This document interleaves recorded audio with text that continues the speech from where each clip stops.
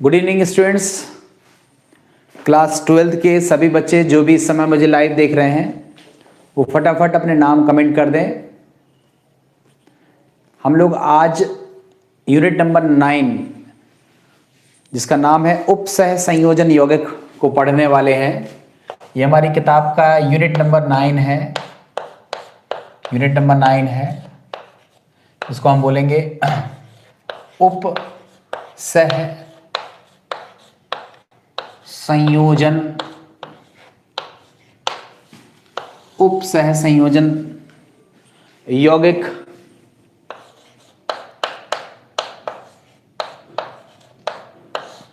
अथवा समन्वयी यौगिक। समन्वयी यौगिक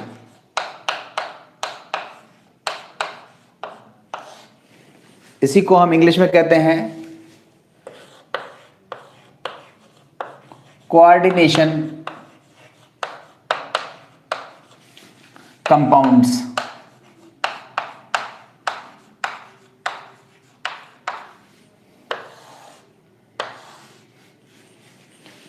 ठीक है, कोऑर्डिनेशन कंपाउंड्स ये हमारा टॉपिक है। इस समय तक सभी बच्चे लाइव आ गए होंगे। बच्चों, यहाँ पर मैं आपको चैप्टर शुरू करने से पहले बताना चाहता हूँ कि ये चैप्टर आपके बोर्ड एग्जामिनेशन में 4 नंबर का पूछा जाएगा। इस चैप्टर की सबसे खास बात ये है कि ये चैप्टर बहुत छोटा है। बहुत छोटे से मतलब छोटा नहीं कहेंगे इसे। जब जिस चैप्टर को कंप्लीट करने में 15-20 वीडियो लगते हैं वो चैप्टर छोटा नहीं कहलाता है। हाँ, बट आपको रिवीजन के पॉइंट ऑफ व्यू से अगर हम देखें तो ये जल्दी रिवाइज हो जाता है। मैं इसलिए बात कर रहा हूँ, जैसे आप लोगों ने इस चैप्टर से ठीक पहले लेसन पढ़ा था केमिकल काइनेटिक्स, रासायनिक बलगतिकी। ये वो लेसन था जो जल्दी हमारा रिवाइज हो जाए। आप में से जिन बच्चों ने भी मॉडल पेपर से रासायनिक बलगतिकी के क्वेश्चन लगाए होंगे उनका एक भी क्वेश्चन नहीं फंसा होगा, उनके सारे क्वेश्चंस हो गए होंगे। सारे क्वेश्चंस, कोई भी ऐसा क्वेश्चन नहीं है जो आप पर नहीं हुआ हो। बहुत सरल क्वेश्चन है और सभी बच्चे, अगर रासायनिक बलगतिकी जिन बच्चों ने पढ़ लिया है वो सभी बच्चों से मेरा रिक्वेस्ट है कि वो मॉडल पेपर से क्वेश्चन लगा लें। अगर वो नहीं लगा सकते हैं तो मैं उनके लिए, देखो कैप्सूल सीरीज में मैंने एल्कोहल का आज सेकंड पार्ट आप सभी लोगों के लिए दिया था। आप सभी बच्चों ने एल्कोहल का सेकंड पार्ट देखा होगा तो आपको समझ में आया होगा, क्योंकि इसमें वो सारे क्वेश्चंस थे जो बोर्ड में पूछे जाते हैं। बोर्ड के पूछे गए क्वेश्चंस ही मैंने लिए थे। अब इसके बाद जो भी कुछ एल्कोहल का पोर्शन बचा है उसका मैं नेक्स्ट वीडियो बनाऊंगा, तब डालूंगा। तब तक मैंने आप लोगों को केमिकल काइनेटिक्स के मॉडल पेपर से इंपॉर्टेंट क्वेश्चंस को चुनकर एक वीडियो बनाया है। छोटे छोटे वीडियोस हैं, ज़्यादा लंबे वीडियो नहीं है, 25-30 मिनट के वीडियो हैं। आप देख करके ऐसा सरसरी निगाह से देख करके आप जल्दी जल्दी टॉपिक को रिवाइज कर सकते हैं, रिकॉल कर सकते हैं। खैर, चॉइस आपकी है, आप अपने हिसाब से देखें, प्लान करें। हम लोग जिस लेसन को पढ़ रहे हैं उस लेसन के बारे में मैंने आपको बताया कि ये लेसन बोर्ड एग्जामिनेशन में 4 नंबर का पूछा जाएगा। दूसरा, ये लेसन पढ़ने में चाहे जितना बड़ा हो बट रिवीजन करने में बहुत जल्दी ये लेसन हमारा खत्म हो जाएगा।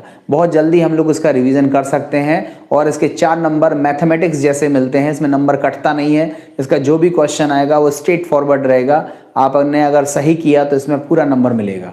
तो आइए हम लोग इस चैप्टर को स्टार्ट करते हैं। देखो, सबसे पहले आप सभी बच्चों के पास नोट्स पहुंच गए होंगे, नोट्स होंगे आप सभी के पास। ये नोट्स में आप सबसे आखिरी वाला पेज निकालो, उसमें 44 लिखा होगा। मतलब कहने का मतलब इसमें 44 पेज हैं, 44 पेजेस हैं। 1 और 2 पेज को आपने कंबाइन किया होगा, इस तरह से आपके 22 पेजेस आपके पास होंगे। और ये बहुत ही शानदार चैप्टर है, बहुत ही बढ़िया लेसन है। तो हम लोग चैप्टर नंबर 1 में शुरुआत करते हैं। इस चैप्टर में हम लोग शुरुआत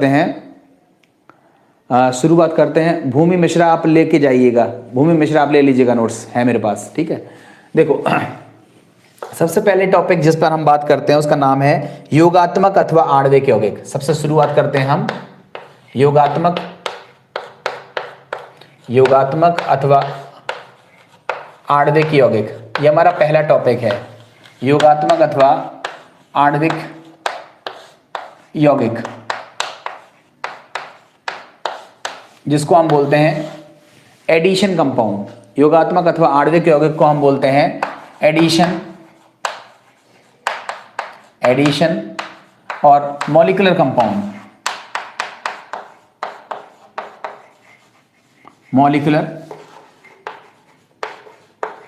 कंपाउंड्स, ये हमारा टॉपिक है, ठीक है।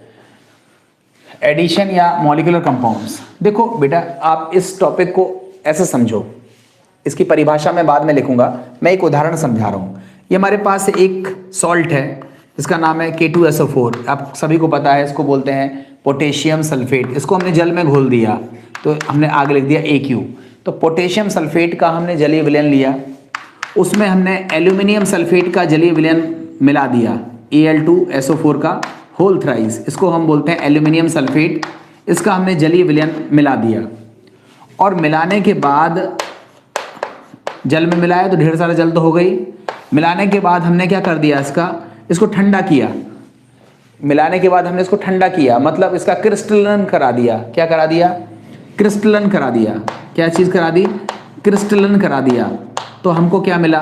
हमको मिला K2SO4, हमको मिला K2SO4 डॉट Al2SO4 का होल थ्राइस डॉट 24H2O, ये हमको मिला, जिसको हम बोलते हैं पोटाश फिटकरी।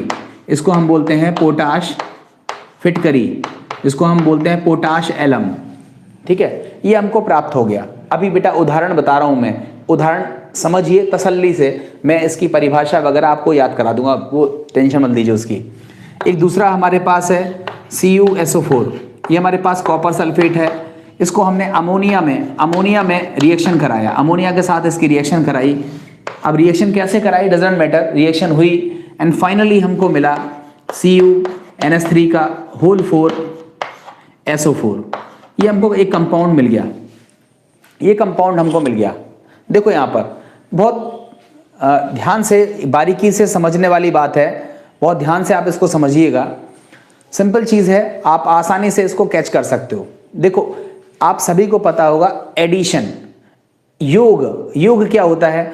एक में एक जोड़ो तो दो आ जाए, दो में दो जोड़ो तो चार आ जाए, तीन में तीन जोड़ो तो छह आ जाए। कहने का मतलब है कि अगर हम दो कंपाउंड्स को मिला दें और वो मिलकर आपस में जुड़ जाए, दो कंपाउंड्स को मिला दें और वो आपस में जुड़ जाए, ठीक है, दो कंपाउंड्स को मिलाने पर वो आपस में जुड़ जाए और जुड़कर एक नया यौगिक बन जाए, जुड़कर एक नया यौगिक बन जाए, तो उसको हम बोलते हैं योगात्मक यौगिक। उसी को हम बोलते हैं मॉलिक्यूलर कंपाउंड, या उसी को बोलते हैं एडिशन कंपाउंड या आणविक यौगिक।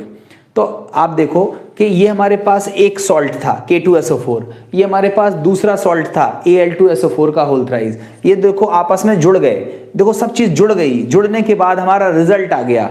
देखो ये कॉपर सल्फेट था, ये एक चीज थी, ये अमोनिया था, ये दूसरी चीज थी। ये देखो पूरी तरह जुड़ गई। तो देखो ये जो रिएक्शन है, आप इस रिएक्शन को देखो, इस रिएक्शन में आपको दिख रहा होगा कि दो कंपाउंड्स पूरी तरह जुड़ गए हैं, दो कंपाउंड्स पूरी तरह ऐड हो गए हैं। तो जब कंपाउंड्स पूरी तरह जुड़ जाते हैं, ऐड हो जाते हैं, तो उसको हम बोलते हैं एडिशन कंपाउंड, या जिसको हम बोलते हैं योगात्मक यौगिक या योगात्मक कंपाउंड, ठीक है, आणविक यौगिक, ठीक है। तो आपने क्या परिभाषा देखी कि दो लवण या दो सॉल्ट जब हम एक निश्चित मात्रा में लेते हैं, देखो ऐसा नहीं है कि कितना भी ले लेंगे, कितना भी नहीं लेना है, इसकी मात्रा फिक्स है, इसकी मात्रा फिक्स है, इसकी मात्रा फिक्स है, इसकी मात्रा फिक्स है, इसकी मात्रा फिक्स है। सेंस ये है कि अगर हम दो कंपाउंड्स को या तीन कंपाउंड्स को या चार कंपाउंड्स को एक निश्चित मात्रा में लेकर उनको परस्पर मिलाते हैं, मिक्स करते हैं, उनको मिलाने के बाद जो हमको रिजल्ट मिलता है, उस रिजल्ट में हम देखते हैं कि वो सभी कंपाउंड्स जुड़ गए, जुड़ने के बाद हमको रिजल्ट मिला, तो ऐसे कंपाउंड्स को हम बोलते हैं मॉलिक्यूलर कंपाउंड्स, या इसी को बोलते हैं एडिशन कंपाउंड, या इसी को बोलते हैं योगात्मक यौगिक या आणविक यौगिक। आई थिंक इसकी परिभाषा समझ में तो आपको आ गई होगी। देखो ये कंपाउंड्स जुड़ के ये बना दिया और ये पदार्थ भी जुड़कर ये बना दिया, तो ये पदार्थ हो गए योगात्मक यौगिक, या जिसको हम बोलते हैं आणविक यौगिक। अब इसकी देखो परिभाषा, देखो पढ़ के देखो, परिभाषा नोट्स में लिखी हुई है, नोट्स सभी के पास हैं, जिनके पास नहीं है वो नोट्स लेकर के जाइएगा, ठीक है। देखो क्या लिखा हुआ है, जब दो या दो से अधिक, जब दो या दो से अधिक, देखो ये कंपाउंड देखो दो है, ठीक है, ये भी देखो ये दो कंपाउंड है, कोई जल भी तो है, चलो जल को भी मान लो तीन है, दो से अधिक भी तो हो सकते हैं। तो क्या लिखा है, जब दो या दो से अधिक सरल लवण, देखो ये लवण है, देखो ये लवण है, सॉल्ट है। लवण क्या होते हैं, जो अम्ल और क्षार की क्रिया से बनते हैं उसको क्या बोलते हैं, लवण। तो ये कोई लवण है, सॉल्ट है। तो देखो क्या लिखा है, जब दो या दो से अधिक सरल लवण एक निश्चित अनुपात में घोलने से प्राप्त विलयन का यदि क्रिस्टलन कराने पर प्राप्त यौगिक को क्या बोलते हैं, योगात्मक यौगिक अथवा आणविक यौगिक कहते हैं। सेंटेंस को थोड़ा सा भाषा में पिरो लीजिएगा। क्या लिखा है, जब दो या दो से अधिक सरल लवण को एक निश्चित अनुपात में घोलकर प्राप्त विलयन का क्रिस्टलन कराने पर जो यौगिक प्राप्त होता है उसे योगात्मक यौगिक अथवा आणविक यौगिक कहते हैं। ठीक है, सेंटेंस सुधार लीजिएगा अगर कुछ आपका क्रम ना बन रहा हो। उसके उदाहरण देखो, ये है और ये है। अब ये जो योगात्मक यौगिक होते हैं ये दो प्रकार के होते हैं। ये जो योगात्मक यौगिक हैं ये हमारे दो प्रकार के होते हैं। एक होता है जिसको हम बोलते हैं द्विक लवण, जिसको हम इंग्लिश में कहते हैं डबल सॉल्ट। और दूसरा होता है उप सह संयोजन, दूसरा है उप सह संयोजन लवण या उप सह संयोजन यौगिक। ठीक है, उप सह संयोजन यौगिक या जटिल यौगिक। उप सह संयोजन यौगिक इसी को हम कहते हैं, अथवा करके कहें तो जटिल यौगिक। जटिल, इसी को हम बोलते हैं जटिल यौगिक, या इसी को हम बोलते हैं संकर यौगिक। संकर यौगिक, इसी को हम बोलते हैं कॉम्प्लेक्स कंपाउंड। ये देखो सभी एक ही नाम है, ध्यान से समझना। आप बहुत ध्यान से बारीकी से इस चीज को समझने की कोशिश करो। हमने कहा दो या दो से अधिक लवण, दो या दो से अधिक लवण जब एक निश्चित अनुपात में लेकर उनको जल में घोलकर उनका क्रिस्टलन कराने पर जो यौगिक मिलते हैं उन्हें हम योगात्मक यौगिक या आणविक यौगिक कहते हैं। आणविक यौगिक दो प्रकार के होते हैं। एक का नाम है द्विक लवण जिसको हम डबल सॉल्ट कहते हैं, और दूसरे का नाम है उप सह संयोजन यौगिक या जिसको हम जटिल यौगिक या संकर यौगिक या कोऑर्डिनेशन कंपाउंड या कॉम्प्लेक्स कंपाउंड के नाम से जानते हैं। तो अब हम बात करेंगे इनमें अंतर क्या होता है। देखो ये भी योगात्मक यौगिक है और ये भी योगात्मक यौगिक है। दोनों ही योगात्मक यौगिक हैं, दोनों ही योग से बने हुए हैं, दो कंपाउंड्स के कॉम्बिनेशन से जुड़कर बने हैं। तो ये भी योगात्मक है और ये भी योगात्मक है। मगर इनमें अंतर क्या है, देखो इनमें अंतर क्या है, इसको आप ऐसे समझो। जैसे हमारे पास फिटकरी है, आप फिटकरी को पानी में डालो वो टूट जाएगी, पूरी तरह आयनों में टूट टाट जाएगी। देखो अगर हमारे पास फिटकरी है, जैसे हमारे पास ये है K2SO4 डॉट Al2SO4 का होल थ्राइस डॉट 24H2O, ये हमारे पास पोटाश फिटकरी है, पोटाश एलम है। अगर हमने इसको जल में डाल दिया तो हम देखेंगे कि हमको K+ आयन मिल गया, उसके बाद हमको Al3+ आयन मिल गया और हमको SO4 आयन मिल गया।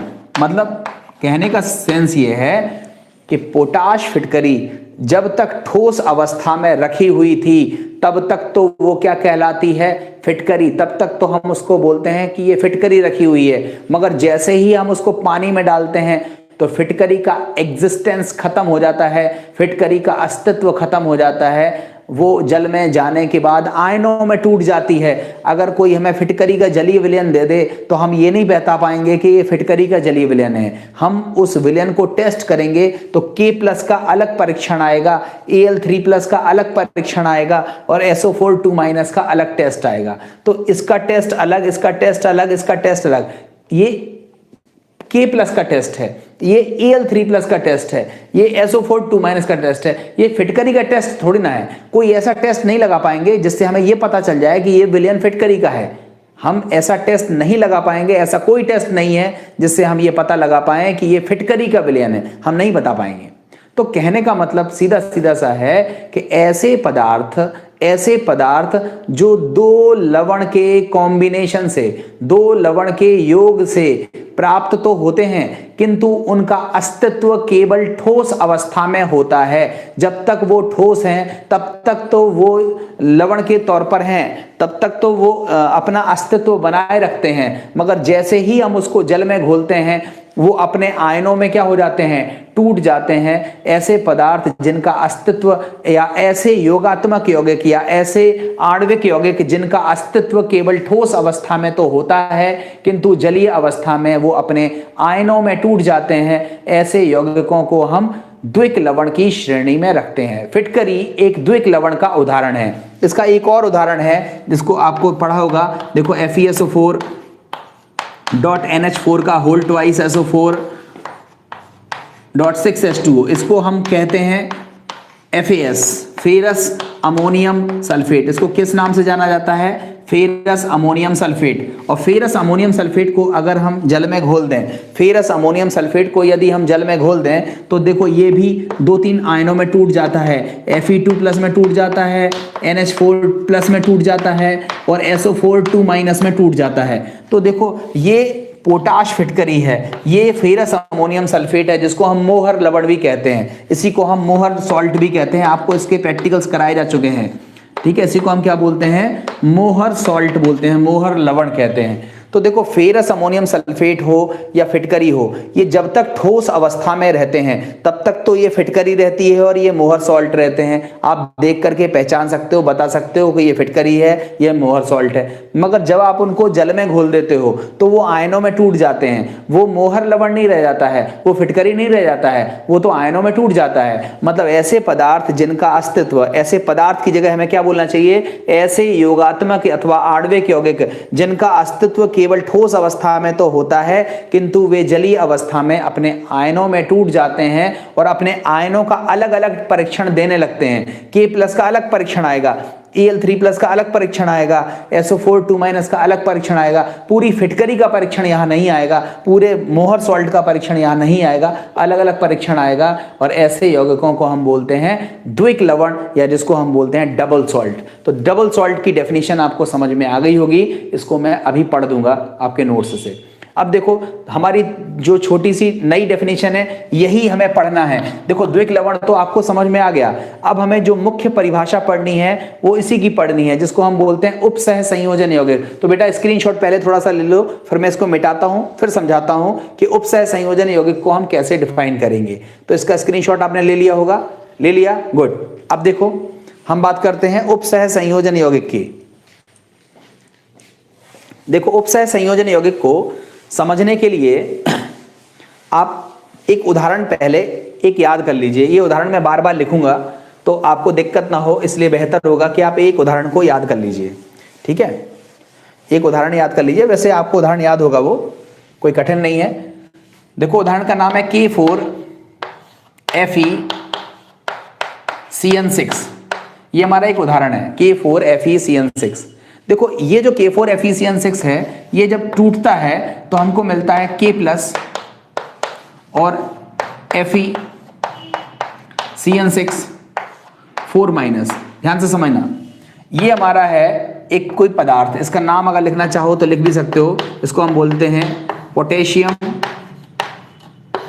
फेरोसाइनाइड। इसका नाम है पोटेशियम फेरोसाइनाइड, कॉमन नेम है। अगर हम इस पोटेशियम फेरोसाइनाइड को जल में घोल दें तो ये 2 पार्ट्स में टूट जाता है। तो ये 2 पार्ट्स में टूटता है, एक तो है K पार्ट, K+ अलग हो गया, और दूसरा है FeCN6 4- टूट गया। देखो ये जो पार्ट ब्रैकेट के अंदर है इसको हम बोलते हैं जटिल आयन। इसको क्या बोलते हैं, जटिल आयन। यही है वो जिसको हम बोलते हैं कॉम्प्लेक्स आयन। कॉम्प्लेक्स आयन, बताओ जब तक ये पदार्थ सॉलिड था, जब तक ये पदार्थ ठोस अवस्था में था, तब भी देखो जटिल आयन थे, और जब इसको हमने जल में घोल दिया तो भी ये जटिल आयनों में ही है, ये अपने घटकों में टूटा नहीं है, ये Fe में नहीं टूटा है, ये Cn में नहीं टूटा है, ये FeCN6 जैसा पहले था वैसा ही बाद में है। मतलब ऐसे योगात्मक या आणविक यौगिक जिनका अस्तित्व ठोस अवस्था के साथ साथ जलीय अवस्था में भी रहता है, ऐसे योगात्मक अथवा आणविक यौगिक जिनका अस्तित्व, जिनका एग्जिस्टेंस ठोस अवस्था के साथ साथ जलीय अवस्था में भी रहता है, अर्थात वो अपने घटकों में आयनित नहीं होते हैं, ऐसे यौगिकों को या ऐसे योगात्मक अथवा आणविक यौगिकों को हम जटिल यौगिक की श्रेणी में रखते हैं। ये यौगिक हमारा कौन सा है? जटिल यौगिक। ये आयन कौन सा है? इसको बोलते हैं जटिल आयन।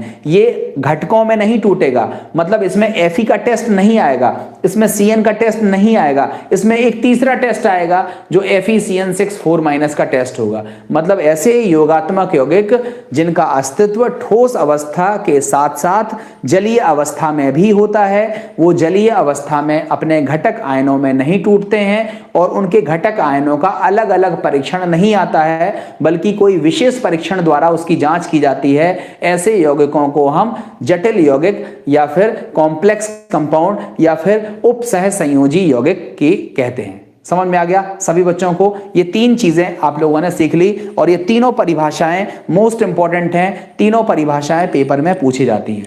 पहली परिभाषा क्या है?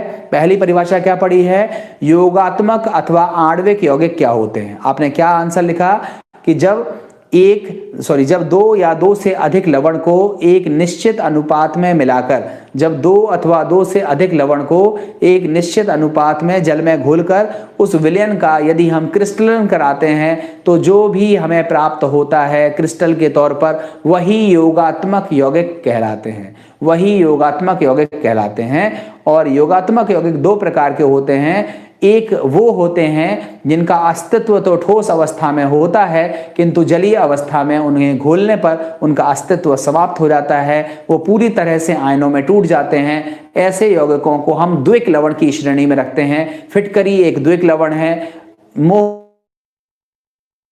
कहते हैं, ये भी एक द्विक लवण है क्योंकि इनका अस्तित्व केवल ठोस अवस्था में है, जलीय अवस्था में ये अपने आयनों में टूट जाते हैं।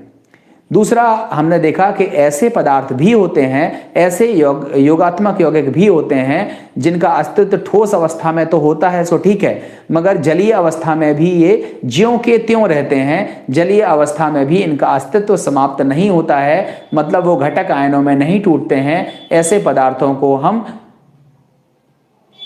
कॉम्प्लेक्स कंपाउंड या जटिल यौगिक या फिर संकर यौगिक या फिर उपसह संयोजी यौगिक कहते हैं। कर लोगे ना ऐसे? तो ये तीन चीजें आप लोगों ने सीख ली, रिवाइज कर ली, रिकॉल कर ली और एक उदाहरण के माध्यम से आपने इसको जस्टिफाई कर लिया। अब देखो यही चीज मैं आपको नोट्स में पढ़ के दिखाता हूं, आप इस नोट्स को पलटते जाइएगा। जल्दी जल्दी देखो आपने देखा पहले योगात्मक अथवा आणविक यौगिक की परिभाषा पढ़ ली थी, उदाहरण पढ़ लिए थे। उसके बाद देखो उदाहरण के बाद देखना उसी पहले पेज में ही बीच में देखो लिखा है योगात्मक अथवा आणविक यौगिक को दो श्रेणियों में बांटा गया है। योगात्मक अथवा आणविक यौगिक को दो श्रेणियों में बांटा गया है। नंबर 1 जिसको हम बोलते हैं द्विक लवण या जिसको बोलते हैं डबल सॉल्ट, और नंबर 2 जिसको हम बोलते हैं उपसह संयोजी यौगिक अथवा इसी को बोलते हैं जटिल यौगिक अथवा इसी को बोलते हैं संकुल यौगिक। सभी नाम एक ही है, ठीक है। इंग्लिश में बोलते हैं कोऑर्डिनेशन कंपाउंड या कॉम्प्लेक्स कंपाउंड। देखो द्विक लवण की परिभाषा क्या लिखी हुई है? ये आणविक यौगिक ठोस अवस्था में तो स्थायी होते हैं किंतु विलयन में अपना अस्तित्व खो देते हैं, वे अपने आयनों में विभक्त हो जाते हैं। इनके विलयन में सभी घटक आयनों का परीक्षण किया जा सकता है। समझ में आ गया होगा? उदाहरण के लिए देखो पोटाश फिटकरी एक द्विक लवण है, इसे जल में घोलने पर यह निम्न प्रकार अपने आयनों में वियोजित होती है। फिटकरी को तोड़ के दिखाओ, K2SO4.Al2SO4 का होल थ्राइस .24H2O। जल में घोलने पर हमको क्या मिलेगा? 2 moles of K plus aqueous plus 2 moles of Al3 plus aqueous plus 4 moles of SO4 aqueous। aqueous का मतलब जल में मिलेगा, तो जल मिलने का मतलब है उसमें AQ लिख देंगे। दूसरा उदाहरण है मोहर सॉल्ट या जिसको हम बोलते हैं मोहर लवण, जिसका नाम है फेरस अमोनियम सल्फेट। इसका सूत्र क्या होता है? FeSO4.NH4 का होल ट्वाइस SO4.6H2O। ये एक द्विक लवण का उदाहरण है।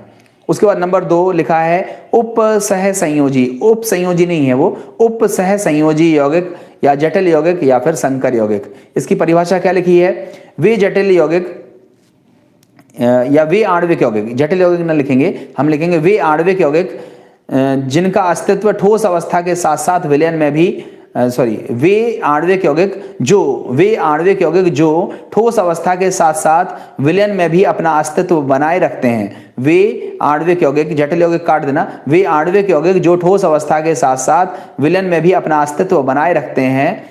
इन यौगिकों का एक भाग जल में आयनित नहीं होता है तथा ये अपने अवयवों से अलग रासायनिक व्यवहार प्रदर्शित करते हैं। यह भाग जिनके रासायनिक गुण विशिष्ट होते हैं अपने अवयवी आयनों से अलग होते हैं, इन्हें जटिल आयन कहते हैं। और उदाहरण के लिए आपके सामने रखा हुआ है, देखो इसकी जो परिभाषा है वो थोड़ी उलझी हुई है। आप इस उलझी परिभाषा को बड़े साफ साफ शब्दों में खुद से लिख लीजिए। क्या लिखोगे, वे योगात्मक अथवा आणविक यौगिक जिनका अस्तित्व केवल ठोस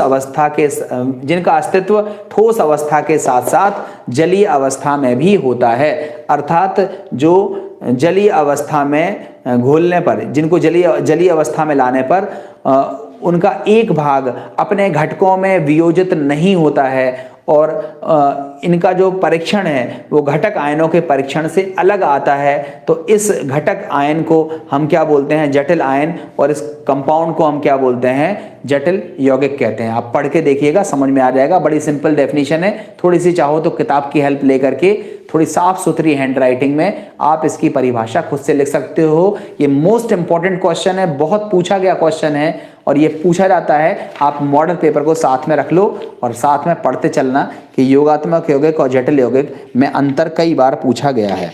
ठीक है, अब हम देखते हैं पेज नंबर 3 पर। पेज नंबर 3 पर हमारा टॉपिक है उप सह संयोजन रसायन में प्रयुक्त होने वाली कुछ प्रमुख शब्दावली। ठीक है, उप सह संयोजन रसायन में प्रयुक्त होने वाली कुछ प्रमुख शब्दावली, टर्मिनोलॉजी। अब हमें कुछ टर्मिनोलॉजी सीखनी है, इसको बेटा स्क्रीनशॉट ले लो, मैं इसको हटा रहा हूं।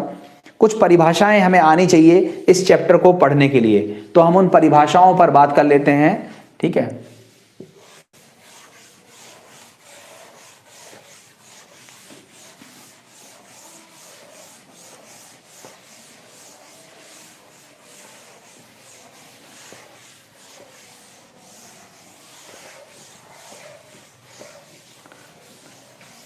बेटा ये सेकंड लास्ट चैप्टर है, उसके बाद मैं बचा हुआ पी ब्लॉक आपको डिस्कस करूंगा और उसके बाद आप लोग का टॉपिक जितना मैंने प्लान किया था, टारगेट किया था, उतना पूरा हो जाएगा। ठीक है, चलो हम लोग प्रमुख शब्दावलियां देख लेते हैं। सबसे पहली शब्दावली है जिसका नाम है केंद्रीय धातु परमाणु, जिसको हम बोलते हैं केंद्रीय धातु परमाणु, या इसी को हम बोलते हैं केंद्रीय धातु आयन। दोनों में से कोई भी नाम से बुला सकते हो आप इसे, केंद्रीय धातु आयन। देखो शॉर्ट में बोलते हैं सेंट्रल मेटल एटम, या इसी को बोलते हैं सेंट्रल मेटल आयन। दोनों में से कोई भी नाम से आप बुला सकते हो। तो क्या होता है केंद्रीय धातु परमाणु, आप उसको सीखिए। ठीक है, देखो बच्चों, यहां पर मैं एक उदाहरण ले रहा हूं, उस उदाहरण से आपको चीजों को सिखाऊंगा। देखो ये हमारे पास एक एग्जाम्पल है K4FeCN6। देखो इस तरह का आपको एक कंपाउंड नहीं, ऐसे कई कंपाउंड्स आपको देखने के लिए मिलेंगे। इस कंपाउंड को हम बोलते हैं जटिल यौगिक, इसी को बोलते हैं संकर यौगिक। ध्यान से समझो, ये बड़े ब्रैकेट के अंदर इस तरह के कोई कंपाउंड अगर आपको लिखे मिल जाएं तो इसका मतलब वो जटिल यौगिक है। ठीक है, ऐसा कोई हार्ड एंड फास्ट रूल नहीं है, मगर हाँ आप देखोगे कि 99.99% केसेस में आप बड़े ब्रैकेट वाले कंपाउंड्स लिखते हो जब वो कंपाउंड्स जटिल होते हैं, जब वो कंपाउंड कैसे होते हैं, उपसह संयोजन है। यही यौगिक कौन सा यौगिक है, उपसह संयोजन यौगिक। यही यौगिक कौन सा है, समन्वयी यौगिक। इसी को हम क्या बोलते हैं, कोऑर्डिनेशन कंपाउंड, इसी को बोलते हैं जटिल यौगिक, इसी को बोलते हैं संकर यौगिक, इसी को संकुल यौगिक कहते हैं। तो इतने सारे इसके नाम हैं। हम इसको जटिल यौगिक, कॉम्प्लेक्स कंपाउंड, कोऑर्डिनेशन कंपाउंड कुछ भी बोल सकते हैं। ठीक है। तो ये जो कॉम्प्लेक्स है, इस कॉम्प्लेक्स में ये जो बड़े ब्रैकेट के अंदर जो धातु है, बड़े ब्रैकेट के अंदर जो धातु है, इसको हम बोलते हैं सेंट्रल मेटल एटम।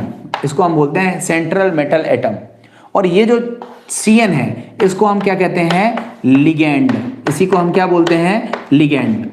केंद्रीय धातु परमाणु, केंद्रीय धातु परमाणु सेंट्रल मेटल एटम के पास क्या होते हैं?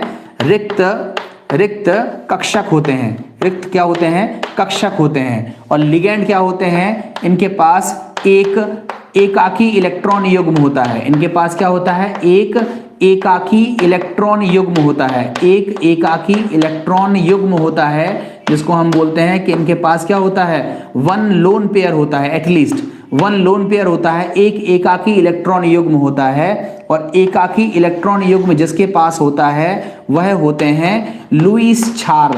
वह क्या होते हैं? लुईस क्षार। जो लोन पेयर को डोनेट करता है उसको कहते हैं लुईस क्षार। तो लिगेंड ऐसे परमाणु या ऐसे परमाणुओं का समूह है। ध्यान से समझना, ये मैं आपको पढ़ा रहा हूं केंद्रीय धातु परमाणु, मगर उसके साथ में मैं दूसरी चीज भी डिस्कस कर रहा हूं जो हमारी अगली परिभाषा है। आपके नोट्स में देख सकते हो। उस अगली परिभाषा का नाम क्या है? लिगेंड। इसको पढ़ना थोड़ा सा जरूरी इसलिए है क्योंकि फिर हम इसका इंटर रिलेशन कर देंगे। देखो, हमारे पास कोई कॉम्प्लेक्स है, उस कॉम्प्लेक्स में जो बड़ा ब्रैकेट है, उस बड़े ब्रैकेट के अंदर जो धातु है उसको हम बोलते हैं केंद्रीय धातु परमाणु। उसके अंदर की जो धातु है उसी को हम क्या बोलते हैं? केंद्रीय धातु परमाणु। और केंद्रीय धातु परमाणु से जो भी जुड़ा रहता है उसको कहते हैं लिगेंड।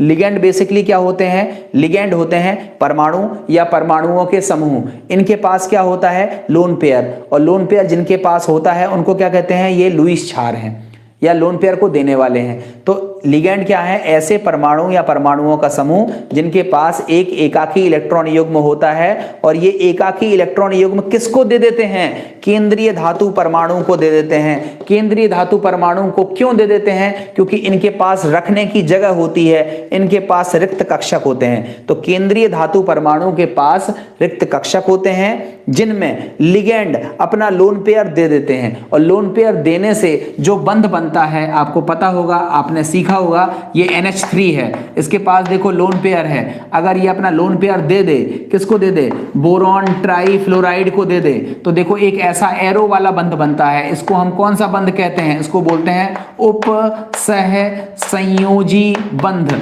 इसको हम बोलते हैं कोऑर्डिनेट बॉन्ड। उपसह संयोजी बंध इसको हम कहते हैं कोऑर्डिनेट बॉन्ड कहते हैं। तो बताओ, लोन पेयर देने से, लोन पेयर को ग्रहण करने से जो बंध बनता है उसको बोलते हैं उपसह संयोजी बंध।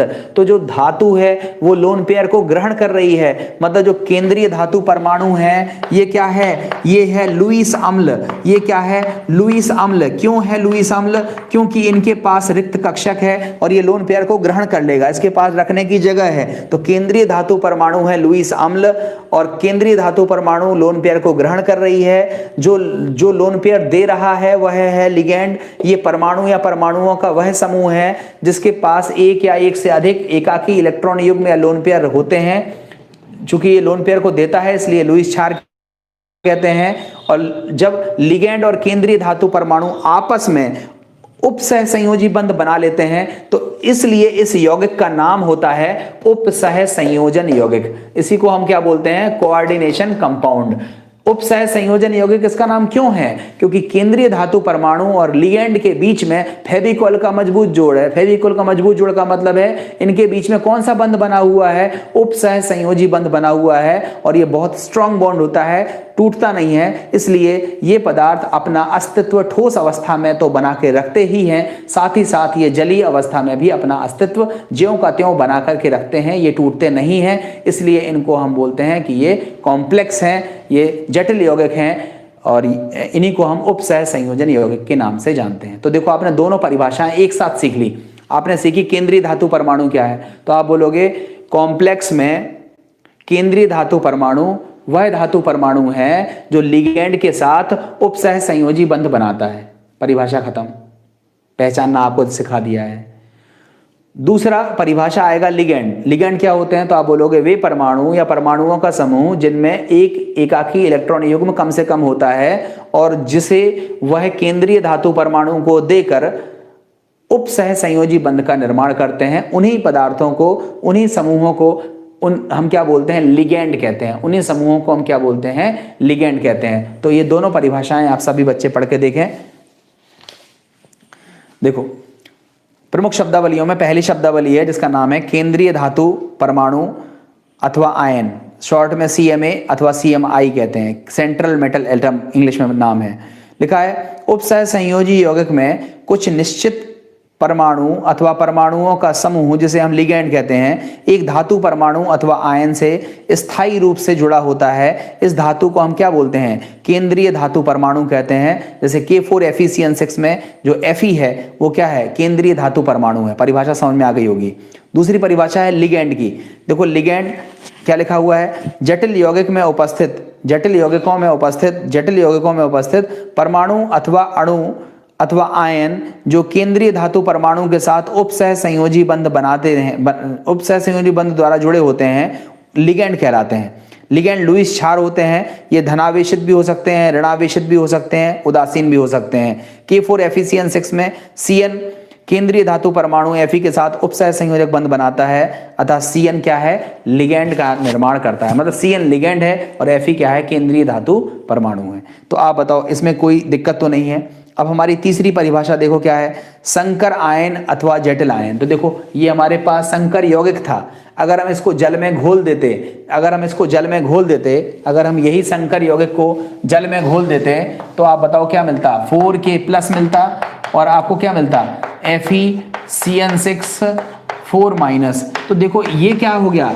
ये जटिल यौगिक था क्योंकि इसमें आयन नहीं थे, और चूंकि इसमें आयन है इसलिए इसको हम क्या बोलते हैं, इसी को हम बोलते हैं जटिल आयन, इसी को हम बोलते हैं कॉम्प्लेक्स आयन। बड़ी सिंपल सी डेफिनेशन है, पढ़ के देखो।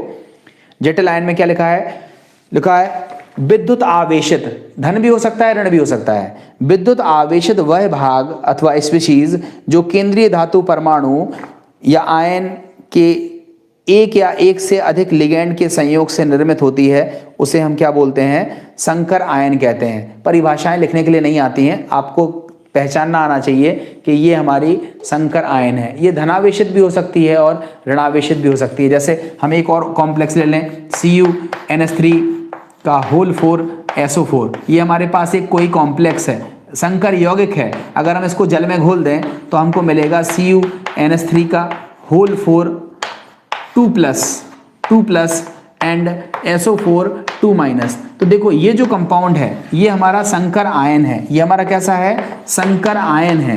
और ये संकर आयन देखो कैसा है, इस पर धनावेश दिख रहा है इसलिए धनावेशित संकर आयन है, और इस पर ऋणावेश दिख रहा है इसलिए ये ऋणावेश संकर आयन है या जटिल आयन है।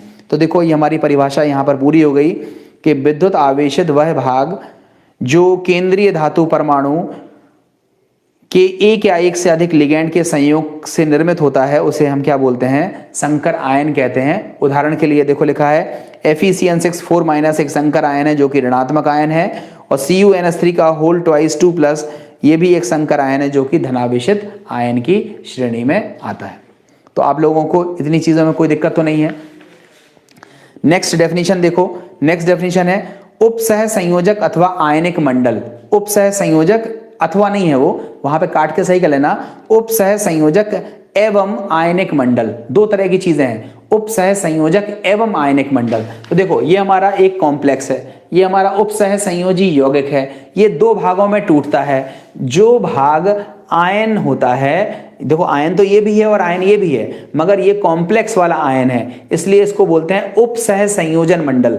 इसमें देखो लिगेंड और केंद्रीय धातु परमाणु के बीच में कौन से बंध बनते हैं, उपसह संयोजी बंध बनते हैं, इसलिए इसको हम बोलते हैं उपसह संयोजक मंडल, और इसको क्या बोलते हैं, आयनिक मंडल। इसको बोलेंगे आयनिक मंडल और इसको बोलेंगे उपसह संयोजक मंडल। तो इस तरह से दो प्रकार के मंडल आपको देखने के लिए मिलेंगे, दो तरह के मंडल आपको देखने के लिए मिलेंगे, ये है आयनिक मंडल और ये है उपसह संयोजक मंडल। ठीक है, तो देखो परिभाषा पढ़ के देखो क्या लिखा है, जब किसी उपसह संयोजी या जटिल यौगिक को जल में घोला जाता है तो जो भाग जल में आयनित हो जाता है उसे क्या कहते हैं, आयनिक मंडल। और जबकि जो संकर यौगिक जो जल में आयनित नहीं होता है उसे हम क्या बोलते हैं, उप सह संयोजक मंडल कहते हैं। जैसे CuNH3 का होल 4SO4, इसको हमने तोड़ दिया, जल में घोल दिया, तो ये भाग आयनित नहीं हुआ, ये भाग ज्यों का त्यों था, तो इसको हम बोलेंगे उप सह संयोजी मंडल। और जो आयनों में टूट गया उसको क्या बोलेंगे, आयनिक मंडल। तो ये है उप सह संयोजी मंडल और इसको बोलते हैं आयनिक मंडल। अब बताओ इतने में किसी बच्चे को कोई दिक्कत तो नहीं है। उसके बाद हम लोग बात करेंगे अगले टॉपिक की, जिसमें हम बात करेंगे धनायनिक, ऋणायनिक व उदासीन संकर यौगिक। इतने में जल्दी बताओ, कोई दिक्कत तो नहीं है सभी बच्चों को?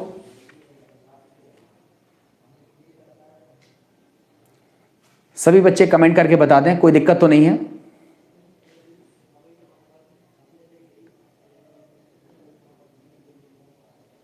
गुड, समझ में आएगा बेटा। मैं आपको फिर बता रहा हूं, आप लोगों को लगता जरूर है, अगर आप ईमानदारी के साथ ऑनलाइन में बैठ करके पढ़ते हो, ईमानदारी के साथ, देखो ईमानदारी तभी होती है जब आप उसी तरह से फीलिंग्स डेवलप करो जैसे आप सामने बैठ करके पढ़ते हो, तो आप बहुत अच्छा सीखोगे, बहुत अच्छा सीखोगे। मैं आपसे हमेशा से यही कहता आया हूं, ठीक है। अगर आप ईमानदार नहीं हो, बीच में उठते हो, बीच में गैप करते हो, पढ़ते नहीं हो, तो फिर आपको मैं क्या कोई नहीं सिखा सकता है, ठीक है। अब हम देख लेते हैं जो हमारे कॉम्प्लेक्स होते हैं, जो हमारे जटिल यौगिक होते हैं, वो तीन तरह के होते हैं।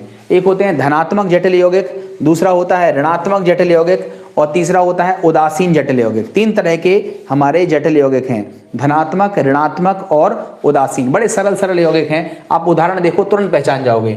हमने कहा K4FeCN6, ये उदाहरण बड़ा फेमस उदाहरण है, हम बार बार लेते हैं। ऐसा नहीं है कि यही एक उदाहरण है, अभी मैं आपको कम से कम 200 उदाहरण सिखाऊंगा, 200 उदाहरण, तो आप सीखना। K4FeCN6 ये हमारा एक कॉम्प्लेक्स है। आप इसमें देखो, अगर इसको तोड़ें, अगर हम इसको तोड़ें तो K के ऊपर आएगा प्लस और इसके ऊपर आएगा माइनस।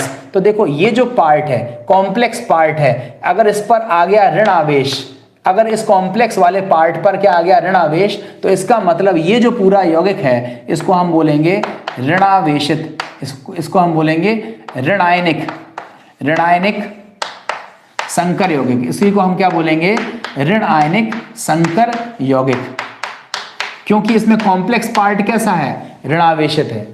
अब हम एक दूसरा उदाहरण ले लेते हैं, CuNH3 का होल 4SO4। देखो ये भी हमारा एक कॉम्प्लेक्स है, इसमें देखो ये जो कॉम्प्लेक्स है इसके ऊपर आएगा प्लस, कितना आएगा मतलब नहीं है, ये आएगा प्लस और ये वाला हिस्सा होगा माइनस। हमें इस वाले पार्ट को देखना है, यहाँ जो कॉम्प्लेक्स वाला पार्ट है, अगर उस कॉम्प्लेक्स वाले पार्ट पर प्लस का चिन्ह आ रहा है, धन का चिन्ह आ रहा है, तो ये ऐसा यौगिक हमारा हो जाएगा धनायनिक। इसी को हम क्या बोलेंगे, धनायनिक संकर यौगिक। इसी को हम क्या बोलेंगे, धनायनिक संकर यौगिक। इसी को हम क्या बोलेंगे, धनायनिक संकर यौगिक। तो धनायनिक संकर यौगिक आपने क्या सीखा कि अगर हमारे कॉम्प्लेक्स, अगर हमारे उपसह संयोजी यौगिक में जो कॉम्प्लेक्स वाला पार्ट है अगर वो धनात्मक है तो उसको बोलेंगे धनायनिक संकर यौगिक, और अगर हमारा कॉम्प्लेक्स वाला पार्ट ऋणात्मक है तो उसको बोलेंगे ऋणायनिक संकर यौगिक। और अगर धन और ऋण है ही नहीं, जैसे मान लो ये है, देखो NiCO का होल 4, बस इतना ही है, तो आप बताओ ना तो इस पे धन है ना इस पे ऋण है, तो इसी को हम क्या बोलेंगे, ये क्या है, उदासीन संकर यौगिक। इसको हम क्या बोलेंगे, उदासीन संकर यौगिक। ये हमारी नेक्स्ट डेफिनेशन है, पढ़ के देखो, इनकी जरूरत पड़ेगी आपको तुरंत पहचानना पड़ेगा। आने वाले समय में आपको पहचानना पड़ेगा कि ये धनात्मक संकर यौगिक है, ऋणात्मक है या उदासीन है। अगर आप पहचानोगे तो आप उसके बारे में सही आइडिया लगा पाओगे आगे की चीजों के बारे में, जो भी हम आपको पढ़ाएंगे। तो देखो यहाँ पर हमारी नेक्स्ट डेफिनेशन है, उसमें लिखा है धनायनिक, ऋणायनिक व उदासीन संकर यौगिक। इसमें तीन परिभाषाएं हैं। पहले लिखी है धनावेशित संकर यौगिक, लिखा है वे जटिल यौगिक जिसमें उपस्थित संकर आयन धनावेशित होता है उसे धनायनिक संकर यौगिक कहते हैं। उदाहरण के लिए CuNH3 का होल 4SO4, इसको तोड़ते हैं तो CuNH3 का होल 4 2 प्लस और SO4 2 माइनस, तो CuNH3 का होल 4 एक धनायनिक संकर यौगिक है, ठीक है। अतः CuNH3 का होल 4 SO4 नहीं लिखा उसमें लिख लेना, अतः CuNH3 का होल 4 SO4 एक धनायनिक संकर यौगिक है। उसके बाद दूसरा उदाहरण लिखा है FeH2O का होल 6 Cl3। देखो FeH2O का होल 6 Cl3। अगर हम इसको तोड़ दें तो क्या मिलेगा, FeH2O का whole 6 3 plus and 3Cl minus, देखो मिल गया। तो ये जो पार्ट है ये देखो धनात्मक है, इसलिए ये जो कंपाउंड है ये कैसा है, ये भी कैसा है, धनायनिक संकर यौगिक। ये क्या है, धनायनिक संकर यौगिक, क्योंकि इसमें कॉम्प्लेक्स वाला पार्ट धनात्मक है। ठीक है, दूसरा उदाहरण हो गया। बी पार्ट में देखो, बी पार्ट में क्या है, ऋणावेशित संकर यौगिक। ऋणावेशित संकर यौगिक में क्या परिभाषा लिखी है, वे जटिल यौगिक जिसमें उपस्थित संकर भाग ऋणावेशित होता है। वे जटिल यौगिक जिसमें उपस्थित संकर भाग ऋणावेशित होता है उसे हम ऋणायनिक संकर यौगिक कहते हैं। उदाहरण के लिए K4FeCN6, इसको दो पार्ट्स में तोड़ा है, 4K प्लस और FeCN6 4 माइनस। तो देखो FeCN6 4 माइनस आपको दिख रहा है, इसलिए ये कैसा यौगिक है, ऋणावेशित संकर यौगिक की कैटेगरी में जाता है। उसका तीसरा देखो उदाहरण क्या है, उदासीन संकर यौगिक। उदासीन संकर यौगिक क्या है, वे संकर यौगिक जिन्हें जल में घोलने पर वह किसी भी प्रकार के आयनों की प्राप्ति नहीं होती है, उन्हें हम क्या बोलते हैं, उदासीन संकर यौगिक। देखो इसमें केवल एक ब्रैकेट ही है, ना इधर आयन है ना इधर आयन है। NiCO का होल 4, PTNS3 का होल 2 Cl2, FeCO का होल 3, ये सभी क्या हैं, संकर उदासीन संकर यौगिक की कैटेगरी में चले जाएंगे। तो आप सभी बच्चे इतना पढ़ लेना, इसके बाद वाला जो भी पोर्शन है उसको मैं कल सिखाऊंगा। सभी बच्चे नियमित तरीके से पढ़ने के लिए बैठा करें और ध्यान से पढ़ा करें। उपसह संयोजक धनायनिक यौगिक भिन्न नहीं होगा क्या सर? देखो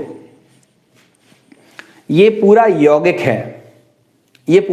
है, इस यौगिक में अगर कॉम्प्लेक्स वाला पार्ट धनात्मक है तो उसको कहते हैं कि ये धनायनिक संकर यौगिक है। ऐसा नहीं है कि इस पूरे के ऊपर प्लस लगा है, पूरे के ऊपर कुछ नहीं लगा है, ये पूरा यौगिक है। इस यौगिक में जो कॉम्प्लेक्स वाला पार्ट अगर धनात्मक है तो उसको बोलेंगे धनायनिक संकर यौगिक, अगर कॉम्प्लेक्स वाला पार्ट ऋणात्मक है तो उसको बोलेंगे ऋणायनिक संकर यौगिक, और अगर ये केवल कॉम्प्लेक्स वाला पार्ट है जिसमें धन ऋण कुछ भी नहीं है तो इसको हम क्या बोलेंगे, उदासीन संकर यौगिक। बड़ी सिंपल सी चीज है, आप आसानी से इसको कवर कर लोगे।